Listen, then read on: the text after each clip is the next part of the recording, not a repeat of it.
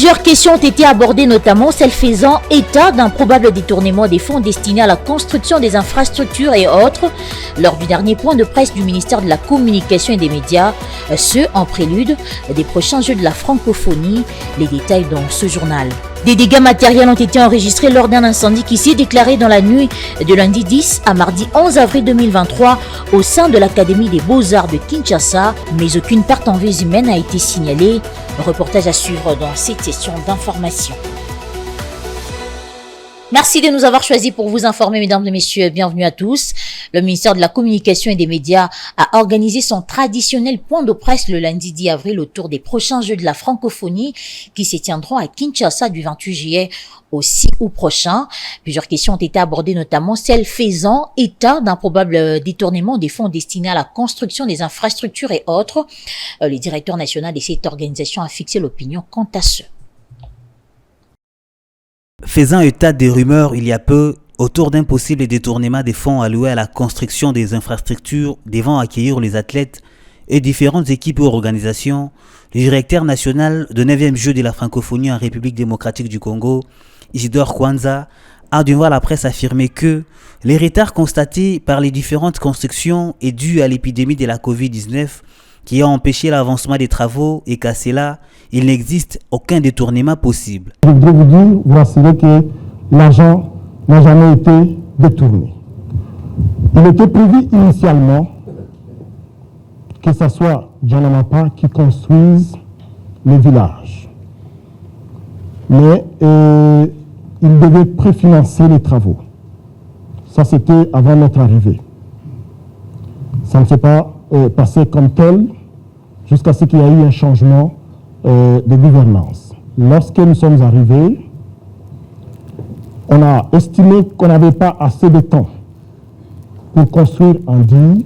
On a trouvé un prestataire qui devait construire en préfabriqué. Ce prestataire a effectivement été payé. Les préfabriqués sont déjà arrivés pour la grande partie à Matadi, sont en train d'être acheminés à Kinshasa. Ceux qui sont passés derrière moi, ils ont vu quand même quelques morceaux qui commencent déjà à arriver. Mais il y a eu du retard. Et c'est ce retard-là qui a fait que, parce que vous devez comprendre qu'il y a la Covid qui est venue bouleverser complètement pour avoir, par exemple, des conteneurs pour charger des marchandises. C'était un problème sérieux, c'était un problème mondial. Ce qui a fait que les prestataires ne pouvaient pas respecter ces engagements. Et nous, comme on ne pouvait plus reporter les Jeux, on a décidé de loger les athlètes à l'université de Kinshasa. Il faut noter que les hommes des étudiants de l'université de Kinshasa et d'autres sites récemment réhabilités ont été choisis pour contenir les mondes qui fera partie de l'exercice de 9e Jeux à venir. Au cours de ce même point de presse, le directeur national du comité national de 9e Jeux de la francophonie pour le compte de la RDC a détaillé certains contours, dont ceux liés à la gestion de droits des participations des athlètes. Regardez. Pour le volet infrastructures, ce sont les infrastructures de la République. C'est géré par le ministère des ITPR. Donc construit pour la jeunesse congolaise et ça va servir pour les Jeux de la francophonie. Comment ça s'organise? C'est que le pays investit dans les infrastructures s'il n'y en a pas. Comme dans notre cas. Il n'y en avait pas assez, on a construit, on n'avait pas de gymnase pour le basket, on n'avait pas de gymnase pour le judo, pour la lutte libre, pour le tennis de table. On est en train de construire et ça, c'est le trésor public qui finance la construction de ces infrastructures. Au niveau de l'organisation, tous les athlètes qui sont inscrits, leur pays paye 400 € par athlète. Tous les pays qui participent, ils vont payer une contribution. Cet argent va servir notamment pour tous les coûts qui touchent au transport, à l'hébergement des athlètes quand ils sont dans un pays hôte. C'est comme ça que ça se passe. Donc, dans notre budget, nous avons une partie organisationnelle, nous avons une partie investissement. Toute la partie investissement, ce sont les investissements du pays hôte. Parce que on va acheter un certain nombre d'engins, notamment des ambulances, notamment tout ce que nous allons acheter donc, pour l'organisation comme investissement, qui vont rester pour le pays, ça c'est le gouvernement qui paye. La partie qui touche l'organisation, comme je l'ai dit, la restauration, le transport, ainsi de suite, la contribution des États, la contribution de chaque athlète. Il y a aussi des contributions volontaires des États, parce que les Jeux de la francophonie sont les Jeux de la solidarité. Donc il y a des États qui peuvent apporter soit une contribution financière, soit une contribution matérielle, soit une contribution en ressources humaines. Parce que nous avons aussi besoin de gens qui avaient déjà organisé de tels événements, qui peuvent apporter leur contribution pour que nous puissions réussir notre événement. Et puis la nouvelle interpellation du directeur général de la Société nationale d'électricité a eu lieu lundi 10 avril dans la salle des congrès du Palais du Peuple. Il a été question de la poursuite du débat autour de la desserte de l'électricité en RDC par l'opérateur public SNEL et surtout de la qualité des services offerts à sa clientèle. Tony Antoine Dibendila pour le reportage. Des demandes de parole adressées au bureau de l'Assemblée nationale, 51 députés se sont relayés au prétoire le week-end dernier pour poser des questions de fond sur la problématique de la desserte de l'électricité dans le pays. Dans la poursuite de ces débats, parmi la vingtaine d'intervenants, un député a interrogé le directeur général de la SNEL sur les coupures intempestives du courant électrique avant de constater qu'après avoir exercé pendant 7 ans comme directeur général adjoint de cette entreprise publique, M. Fabrice Lusinde n'est pas assez capable de relever les défis. Le DG Lusinde n'a aucun chronogramme, malgré les chapelets des bonnes intentions.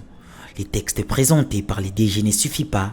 La population a besoin des résultats, a poursuivi un autre député, qui a aussi déploré l'attitude de ses collègues de l'opposition, qui crient à l'acharnement. À la charge du DG de la SNEL est mis un détournement de 35 ou 55 millions de dollars américains. Certaines langues parlent plutôt de 127 millions de dollars.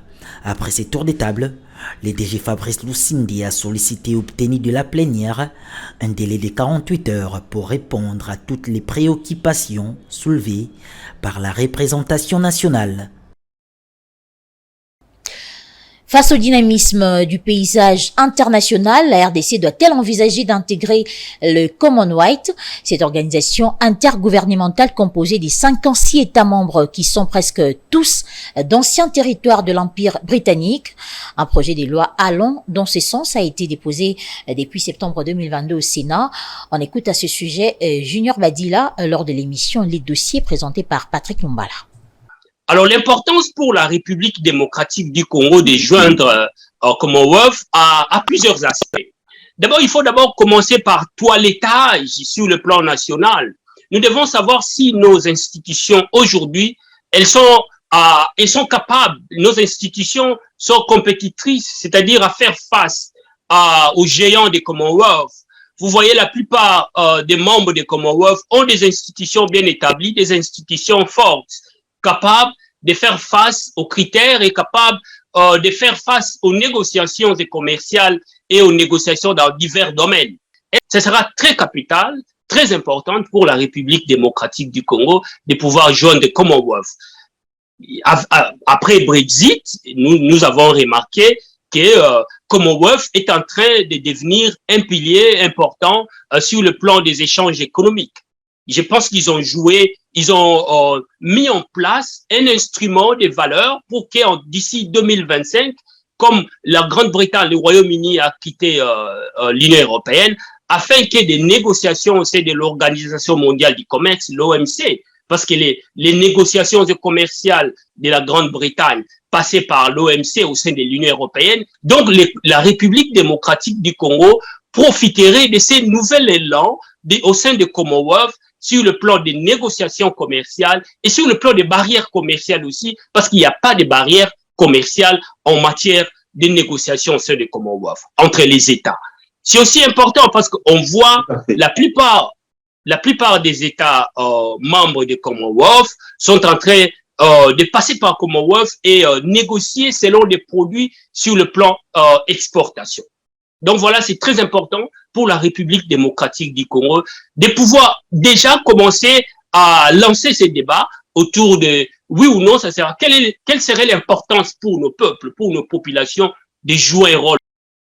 Je l'ai dit au sommaire de ce journal, dans la nuit de lundi à mardi au sein de l'Académie des Beaux-Arts de Kinshasa, un atelier de menuiserie a pris feu. Plusieurs dégâts matériels ont été enregistrés, mais aucune perte en vies humaines n'est signalée. Selon le professeur Jean Tunda, responsable de cet atelier, malgré les dégâts, certains biens sont récupérables.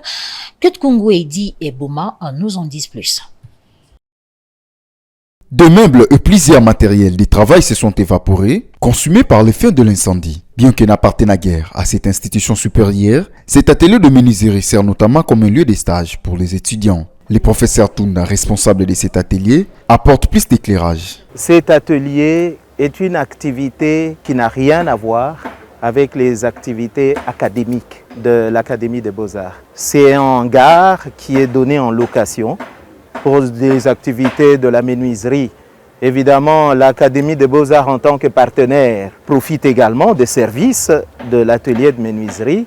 Mais sinon, l'Académie des Beaux-Arts et cet atelier, ce sont deux choses tout à fait différentes. J'ai été alerté aux alentours de 21h30 et l'incendie était déjà suffisamment avancé.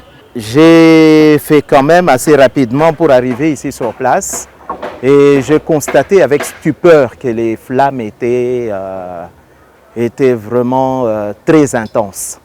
Alors il y a beaucoup de jeunes, les étudiants et les personnes qui habitent dans les quartiers aux alentours qui sont arrivés pour prêter main forte. Ils ont tenté de dégager au maximum ce qui était à côté du hangar pour éviter la propagation des flammes. Le hangar abritait essentiellement les machines de menuiserie. Ce sont des machines qui ne sont pas numériques, qui n'ont pas de fibres électroniques ou des choses comme ça. C'est juste la carcasse, les engrenages, les poulies, les roulements et puis le moteur. Donc il y a quelques dégâts évidemment sur les moteurs, ça c'est sûr. Mais les machines, on va les récupérer et les réhabiliter. Pour l'instant, la cause de cet incendie n'est pas encore connue. Celui-ci survient après plusieurs autres enregistrés ces derniers jours dans la ville de Kinshasa.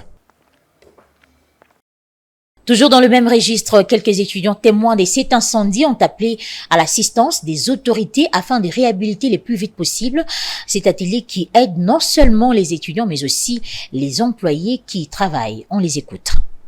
Le problème est que tu évité jusqu'à présent, c'est que 20h, 20h et quelques, 21h, Corée a quitté. Corée qui est depuis 10h. On ne sait véritablement pas ce qui est à la base de cet incendie qui s'est déclaré vers 20h, 21h. Et pendant cette heure, il n'y avait pas d'électricité. C'est en rentrant de la faculté, 5 minutes après que les courants s'est rétabli, que j'ai été alerté de cet incendie. Je ne crois pas que le rétablissement du courant électrique soit à l'origine du feu qui avait presque tout consumé à notre arrivée sur les sites. On a essayé dans la mesure du possible de l'éteindre, mais sans succès. Et même les interventions des sapeurs-pompiers ne nous ont pas permis de récupérer les biens qui s'y trouvaient, sauf quelques biens se trouvant dans l'autre atelier qui avait été sauvé. À récupérer tout le monde, à part l'autre atelier, dans mon télé qui traversait, tout une tout qui me sait ma baya ou bablo mususu avec ma machine, il n'a rien récupéré. Société a monnaie boy et si ça ils sont passés. Ba machine, oye continue mi asika et ça lina nuti. Bablo quoi ba commande ezaliawa. On est très choqué de ce qui vient de se passer. Rien n'a été récupéré dans cet atelier. Des machines, des œuvres d'art et tant d'autres objets. Tout est parti en fumée. À y penser seulement, cela nous chagrine. D'aucuns pensent que ce sont les ajusteurs qui sont à la base de cet incendie. Je n'y crois pas. Les autorités académiques de l'Académie des Beaux-Arts peuvent, à mon humble avis, nous fournir des informations fiables. Nous tous,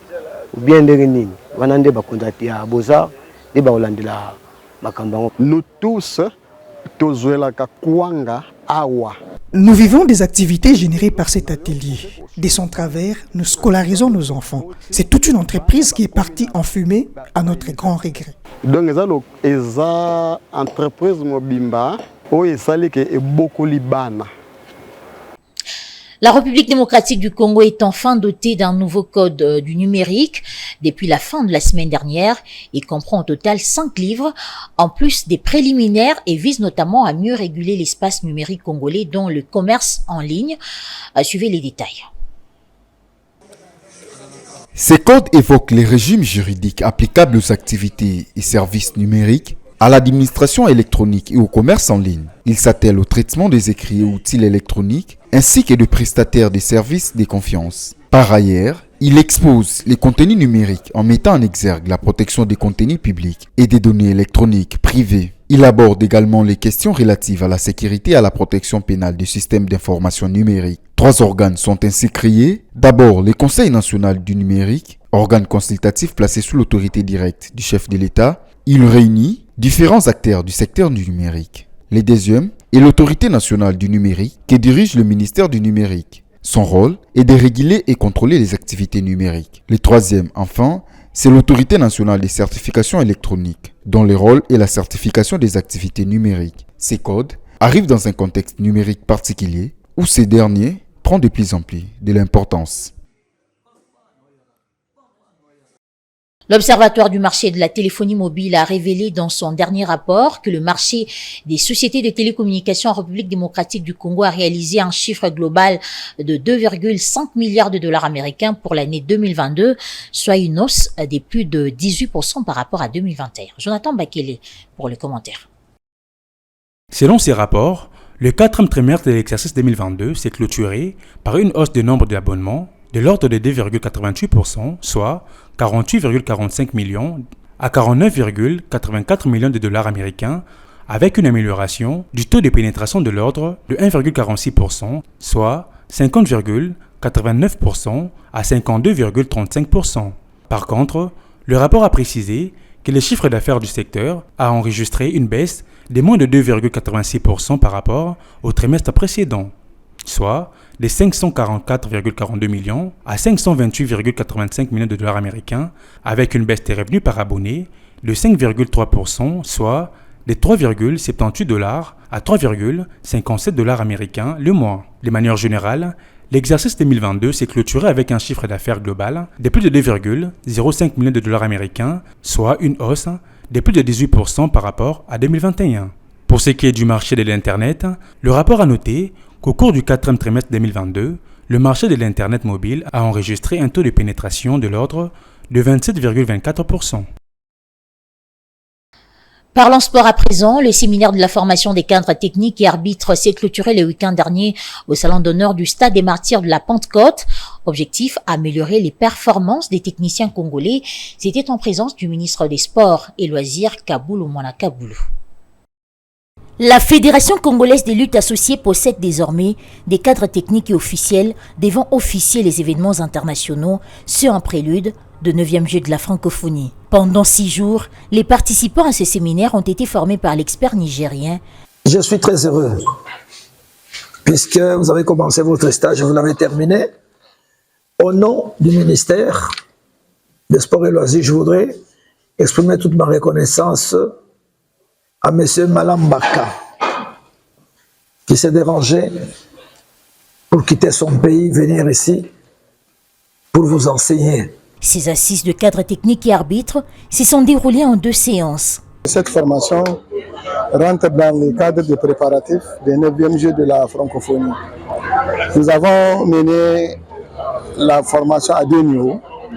D'abord, la formation des officiels techniques et arbitres, et après la formation des bénévoles qui vont intervenir en lutte africaine pendant les Jeux.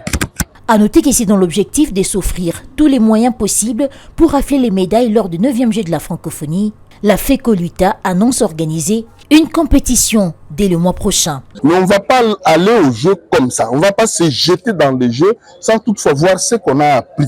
C'est ainsi qu'en harmonie avec notre fédération internationale, on s'est convenu que nous organisions une compétition test le 4, le 5 et le 6 mai. On va inviter 2 pays, je suis en contact avec eux, il y a l'Angola et le Congo, qui sont d'ailleurs déjà d'accord. On va faire jouer nos cadets, on va mesurer, on va évaluer ce qu'on a appris de toutes ces formations. Et puis peut-être s'il y a des erreurs, on les corrige pour que nous présentions une bonne image pendant les Jeux. Signalons par ailleurs que cette cérémonie s'est clôturée avec la remise des brevets aux participants. Et voilà, place à présent à la revue de presse.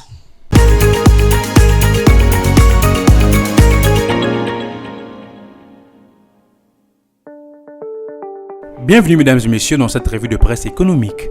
Ouvrons le champ avec Forum des As qui titre à sa 3e page « La première dame salue l'entrepreneuriat féminin et encourage l'autonomisation de la femme congolaise ».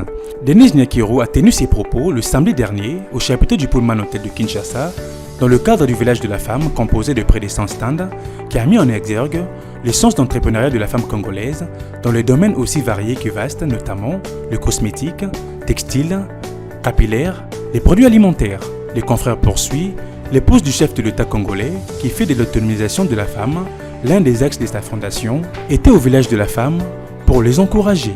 Celles-ci se sont spécialisées principalement dans la transformation des produits. L'objectif était de faire connaître les différentes créativités des femmes au grand public, conclut le journal. Poursuivons cette revue de presse avec le groupe L'Avenir qui titre également à sa 3e page « Les projets de la réhabilitation de la route Mbujimayi-Mweneditu contribuent au développement économique de la province du Kasaï oriental ».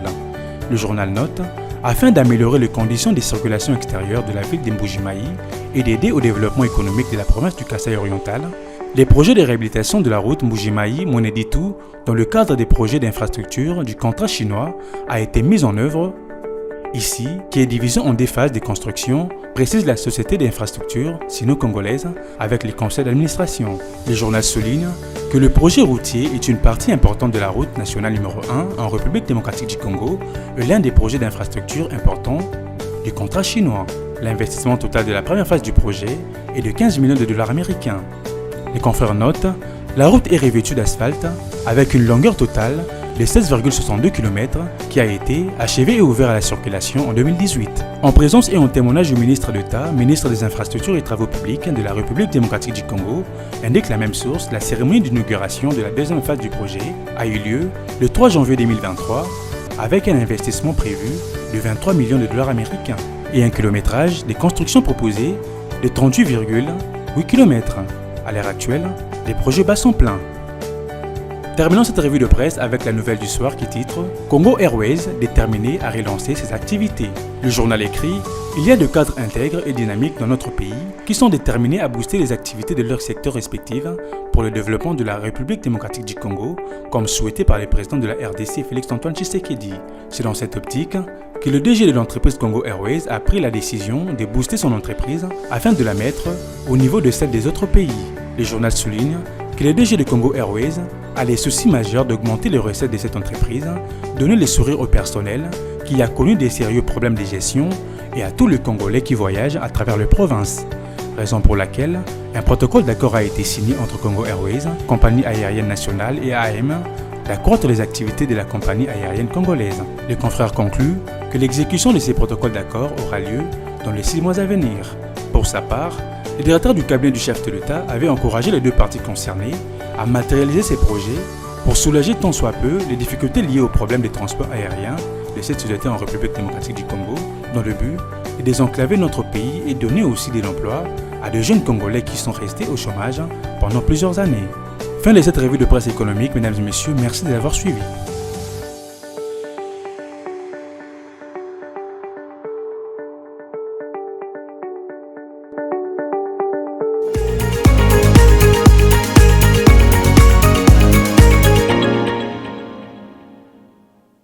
Ce journal est terminé, mais avant de nous quitter, je vous rappelle les principaux titres. Plusieurs questions ont été abordées, notamment celles faisant état d'un probable détournement des fonds destinés à la construction des infrastructures et autres, lors du dernier point de presse du ministère de la Communication et des Médias, ce en prélude des prochains Jeux de la francophonie. Des dégâts matériels ont été enregistrés lors d'un incendie qui s'est déclaré dans la nuit de lundi 10 à mardi 11 avril 2023 au sein de l'Académie des Beaux-Arts de Kinshasa, mais aucune perte en vies humaines n'a été signalée. Un reportage que vous avez suivi dans cette session d'information. Ça a été un réel plaisir de vous informer, mesdames et messieurs. Merci de votre fidélité.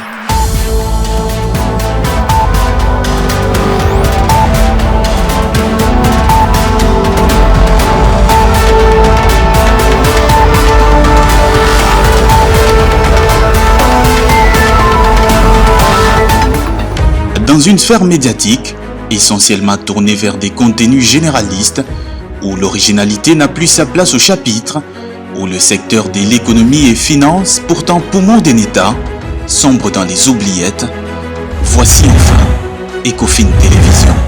Économie et Finances Télévision, votre chaîne thématique essentiellement économique, vous offre un contenu original. Nous traitons des questions monétaires, commerciales, énergétiques, minières, pétrolières et environnementales. Notre créneau, vous proposer des informations, des analyses, des perspectives et prévisions économiques. Ecofin Télévision vous permet également de comprendre la coopération entre les États et les institutions, sans oublier l'épineuse question de la dette. Ecofin Télévision, tout savoir sur les investissements, les échanges commerciaux, la balance commerciale et la balance des paiements, le taux d'échange, l'état des lieux de la lutte contre les détournements des finances publiques, la coopération bilatérale ou multilatérale. Ecofin Télévision vous explique comment l'économie nationale est directement liée à l'économie mondiale. Notre particularité fait notre originalité. C'est pourquoi nous disons Ecofin Télévision, mieux que savoir sur l'économie et finances, comprendre.